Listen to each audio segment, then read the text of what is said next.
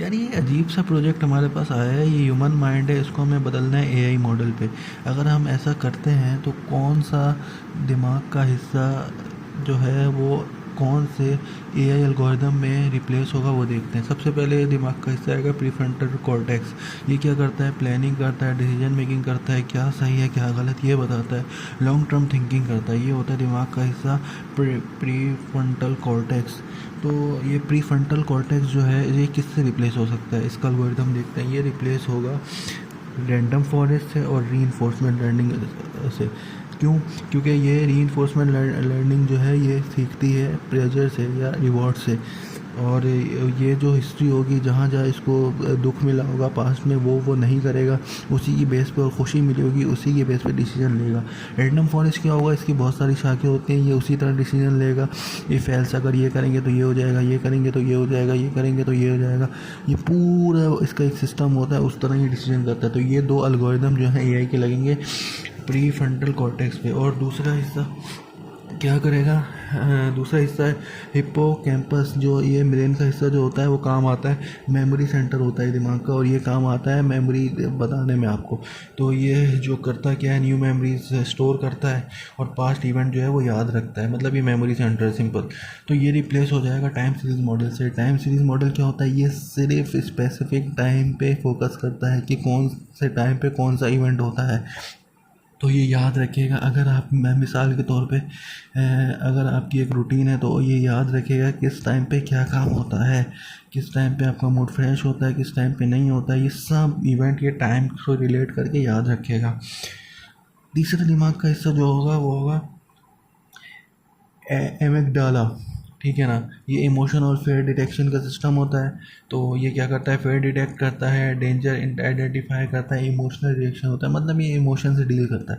तो इसकी जगह क्या लग जाएगा? Isolation forest. ये आइसोलेशन फॉरेस्ट क्या करता है? ये एबनॉर्मल एक्टिविटी जो है ऑब्जर्व करता है कि भाई कौन सी चीज़ क्या एबनॉर्मल तो नहीं है, तो उसके हिसाब से फेयर करेगा। जिस तरह आपको कोई नई चीज़ आती है या कोई अजीब चीज़ आती है जो नॉर्मल नहीं होती बल्कि एबनॉर्मल होती है, तो आपका दिमाग एकदम से डर जाता है।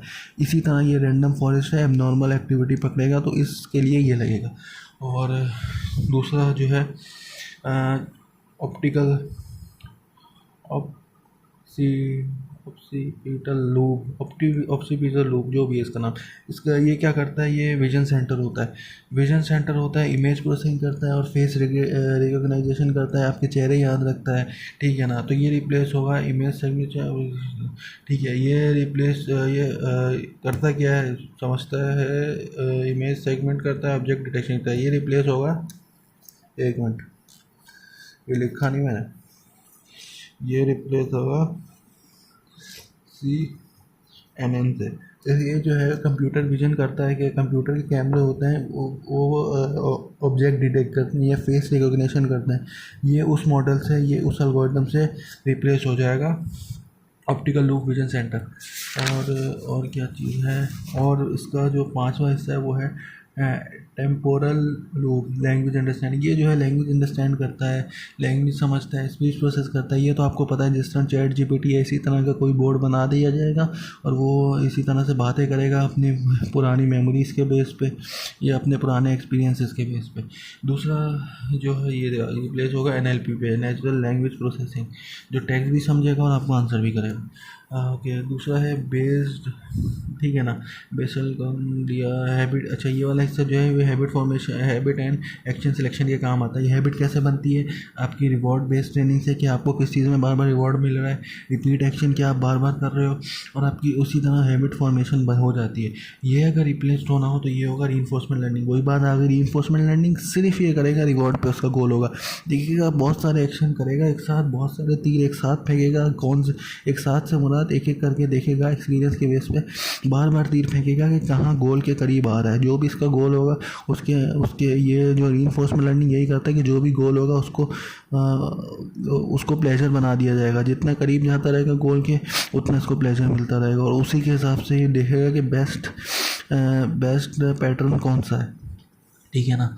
और ये हो गया। दूसरा आ गया प्रीफ्रंटल लूप। ये क्या करता है?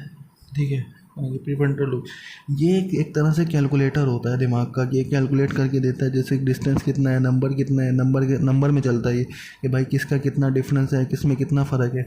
इसमें क्या हम रिप्लेस कर देंगे रिग्रेशन है ऑप्टिमाइजेशन एनालिसिस। रिग्रेशन आपको पता है ये प्रिडिक्शन करता है फ्यूचर की, क्या उसी हिसाब से ये भी कैलकुलेशन करके फ्यूचर करेगा, फ्यूचर प्रिडिक्ट करेगा कैलकुलेशन करके। और ऑप्टिमाइजेशन तो आपको पता है, ऑप्टिमाइजेशन का मतलब होता है minimum minimum cost maximum result. तो इसी तरह ये काम करेगा। और अभी आपका इसके बाद आ गया सेरिबुलम। ये क्या करता है, ये बॉडी कोऑर्डिनेशन और करता है स्मूथ मूवमेंट बैलेंस। ये मतलब मूवमेंट पे काम करता है कि कौन से मूवमेंट से इंजरी कम से कम हो और इंजरी का ख़तरा टल जाए। तो ये सेरिबुलम जो है ये यही करेगा कि बॉडी की मूवमेंट जो है वो देखता है। तो इसका रिप्लेस कौन सा कर सकता है, ये भी रीइंफोर्समेंट करेगा। रीइंफोर्समेंट बहुत सी जगह आ रहा है, तो इसको ये याद रखना है, रीइंफोर्समेंट जो है वो गोल के बेस पे चलता है कि मैं कौन सा पैटर्न ऐसा लगाऊं कि मैं अपने गोल के ज़्यादा से ज़्यादा करीब आ जाऊं, मुझे प्लेजर ज़्यादा से ज़्यादा मिले।